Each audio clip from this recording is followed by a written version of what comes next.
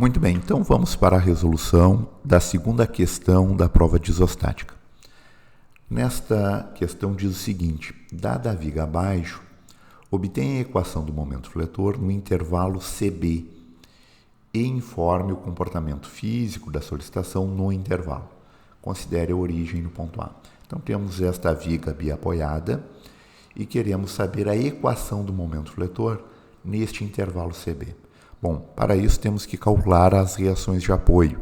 Então a gente pode fazer utilizando a somatória das forças em Y igual a zero, somatória das forças em X igual a zero e a somatória dos momentos igual a zero. Ou a gente pode também fazer uma equivalência de todo esse sistema, de todo este carregamento, seja distribuído e concentrado, para um sistema mais simples, de tal maneira que mantenha o mesmo efeito, ok? Então, a gente pode realizar isto. Bom, podemos transferir todas essas forças aqui para o ponto A, tá? Mantendo o mesmo efeito sobre a viga AB. Então, a gente pode marcar aqui esta viga AB. Então, nesta viga AB, transferir esta carga concentrada para o ponto A. Então, temos aqui que esta carga de 10 no ponto A, ela terá o mesmo efeito de uma carga concentrada. Então, transferimos esta carga para o ponto A. E também esta carga concentrada irá produzir um momento, tá, em relação a este ponto A. Então, é 10 vezes a distância. Então, neste caso, temos o valor de 30 toneladas força por vezes metro. Então, temos este valor. Da mesma forma, esta carga distribuída é equivalente a uma carga concentrada no centroide desta área daqui. Então, aqui temos 8 vezes 3, temos o valor de 24 toneladas força. Esse 24 vezes 1,5, vamos ter 36 toneladas força vezes metro.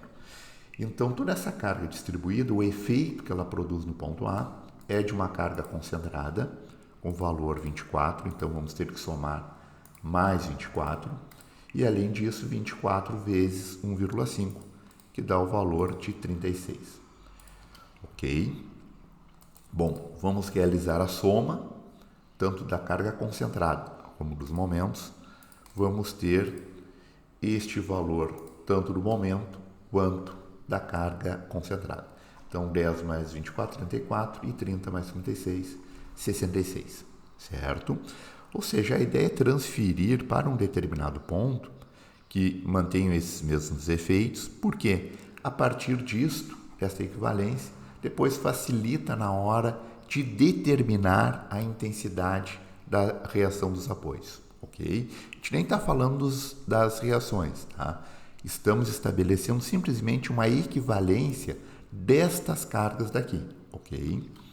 Bom, a partir disso, a gente vai fazer com que esse momento ele fique equivalente a um binário, ou seja, transformar esta rotação em duas forças que tenham a mesma intensidade, que sejam paralelas, que tenham a mesma intensidade, mas venham a agir em sentidos opostos, tá? Então, este momento daqui, vamos transferir para um binário. Para isso, a gente pode pensar o seguinte: o momento é igual a força vezes distância. O momento é 66. A força que queremos descobrir, tá, multiplicado pela distância, ou seja, queremos, nesse primeiro momento, fazer com que este momento de 66 venha a ficar equivalente a duas forças que venham a agir nos apoios, tá? Tanto no ponto A quanto no ponto B. Então, podemos substituir aqui que o momento é igual a força vezes a distância, o momento de 66, a força que queremos descobrir vezes a distância, que é 5. Então, a força vai ser de 13,2. Bom, então, vamos manter a força de 34 e vamos substituir o 66 por um binário, que tem o mesmo efeito. Então, esta substituição do binário a gente vai posicionar uma força 3,2 em A e 3,2 em B, ok? O importante é o sentido, tá? O sentido destas forças aplicadas tanto em A quanto em B tem que promover o sentido de rotação equivalente ao valor de 66, certo? Se multiplicarmos aqui 3,2 vezes o valor 5, que é a distância entre essas duas forças, vamos ter o valor de 66, ok? O momento, ele é um vetor livre, tá? A gente pode posicionar ele da maneira que quisermos, tá? Que ele vai manter o mesmo efeito de rotação. Bom, a partir disso, o que a gente vai fazer? Realizar a soma. No caso aqui, a subtração, 34 menos 3,2. Então, vamos ter aqui o valor de 20,8 e vamos manter o 3,2. Isso faz com que venhamos ter os valores das reações dos apoios, tá? De uma maneira direta, porque o 20,8 vai direto para a reação em A e o 3,2 vai direto para a reação em B. Então, as reações vão reagir a estas cargas, ok? Então, toda a parte que a gente fez aqui foi um sistema equivalente. Toda esta parte é equivalente a esta, é equivalente a esta e a esta parte daqui. Então, a partir disso, vamos ter o valor correspondente das reações. Então, a reação em A vai ser de 20,8 e a reação em B, 13,2. Ok? Todo sistema equivalente a gente faz, mas para simplificar o carregamento. Tá? Quando a gente vai avaliar internamente, a gente tem que levar em consideração sempre a parte original, tá? Da estrutura. Então, se queremos obter um momento fletor, vai ter que determinar primeiro o valor do cortante, tá? Porque o momento fletor é integral do cortante. Então, a gente pode escolher um ponto específico que a gente consiga determinar de uma maneira bastante rápida. No caso aqui, o valor do cortante, a gente pode cortar uma parte da estrutura e verificar o cortante, uma parte infinitesimal próxima de B. Então, nesse caso, vamos realizar esse corte na estrutura e, com isso, vamos atribuir o cortante positivo para cima, da direita para a esquerda, realizamos a somatória das forças em Y e vamos observar que neste ponto B, que é a distância 5, a gente está considerando a origem em A, vamos ter que o valor do cortante é de menos 3,2, porque é 3,2 a reação mais o que é igual a zero, então o cortante no ponto B menos 3,2. Sabemos que o momento fletor é a integral do cortante. Então, o momento fletor, realizamos o momento fletor em um ponto específico, nesse caso, ponto B, o momento fletor é zero, tá? Mais a integral do cortante. Sabemos que no trecho CB, o valor do cortante vai ser constante, porque não temos carga concentrada, nem carga distribuída, tá?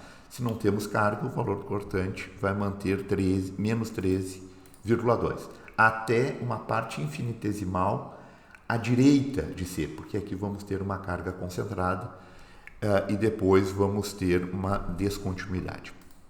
Bom, então o momento fletor aqui corresponde à integral estabelecida de menos 13,2. Então, marcamos aqui, momento fletor, os limites de integração de 5 a x, tá? Porque o 5 é o valor do ponto B e x porque queremos fazer o limite de integração para termos a equação do momento fletor nesse trecho. Então, realizamos essa integração, momento fletor, a integral de menos 3,2 é menos 3,2 x.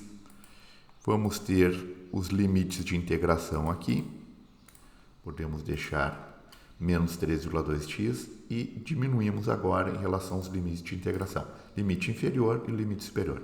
Então, o limite superior menos o limite inferior, substituímos estes valores, temos que o momento fletor é menos 3,2x, que é o limite superior, menos o menos 3,2 vezes 5, que é o limite inferior. Com isso, temos a equação do momento fletor. que é menos 3,2x mais 66. Somente é válido entre C e B. Significa o quê? Que se substituirmos os valores vão ser positivos, tá? Exceto aqui no ponto B, que é 0 o momento fletor. Então, no intervalo de C e B, podemos considerar que a tração momento fletor positivo significa que temos tração na parte inferior e compressão na parte superior da viga. Ou seja, se caracterizarmos uma deformação desta viga, a gente vai observar que há compressão na parte superior e tração na parte inferior.